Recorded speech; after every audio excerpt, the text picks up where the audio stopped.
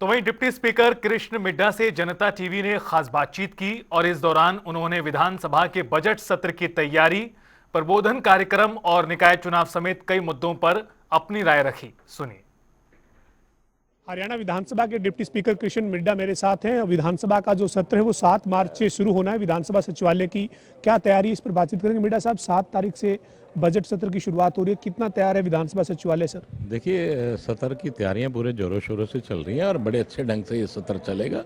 जो भी इसके नियम हैं उन सारे नियमों का पालन करते हुए हम लोग बजट सत्र को बड़े अच्छे ढंग से चलाने का काम करेंगे। सर, इस बार जो बजट सत्र से पहले 2 दिन का एक प्रबोधन शिविर हुआ है विधायकों का, आपको लगता है कि जो नए विधायक हैं, खासतौर पर पहली बार बनकर विधायक आए हैं, उन पर असर दिखेगा बजट सत्र में? बिल्कुल इन पर असर दिखेगा, क्योंकि 2 दिन में जो क्लास लगी है उसमें सभी विधायकों को सीखने का अवसर मिला है। विधायक कोई पुराना हो या नया, कुछ ना कुछ नया सीखने को मिलता है।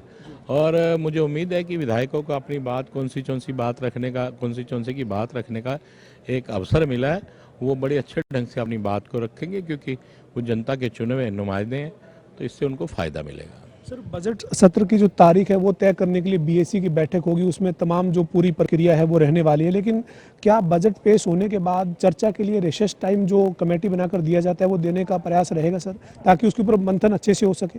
बिल्कुल दिया जाएगा। और वैसे भी मुझे उम्मीद है कि इस बार विधायकों की एक शिकायत रहती है कि हमें समय कम मिलता है, लेकिन इस बार समय पूर्ण रूप से ज़्यादा समय मिलेगा विधायकों को। जी सर, इसके बजट सत्र के अलावा एक राजनीतिक सवाल है।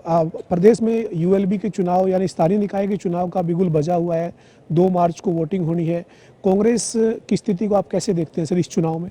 जिस प्रकार से कांग्रेस की स्थिति पहले रही है, चाहे वो हरियाणा का चुनाव हो, महाराष्ट्र का चुनाव हो या अब दिल्ली का चुनाव, वैसी स्थिति इनमें भी रहेगी। जी, कांग्रेस के कई जो नेता हैं सर, अब भारतीय जनता पार्टी का दामन थाम रहे हैं।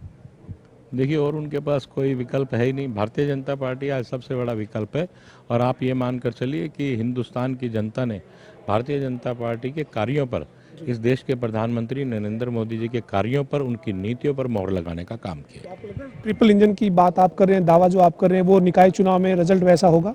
आपको खुद देख लेना चाहिए। हमारे मुख्यमंत्री नायब सैनी जी जिस बात को कहते हो पूर्ण होती। उन्होंने कहा था चुनाव से पहले कि मैं नौकरियां उस दिन दूंगा जिस दिन मैं शपथ लूंगा, और शपथ के साथ ही 24,000 नौकरियां देने का काम किया। बहुत शुक्रिया सर। हमारे साथ डिप्टी स्पीकर कृष्ण मिड्ढा थे, जिन्होंने बजट सत्र की तैयारी को लेकर जानकारी दी। इसके साथ ही निकाय चुनाव में भी बीजेपी की जीत का दावा कृष्ण मिड्ढा ने किया है। वीडियो जर्नलिस्ट विजेंद्र सिंह के साथ पवन सिंह और जनता टीवी, चंडीगढ़।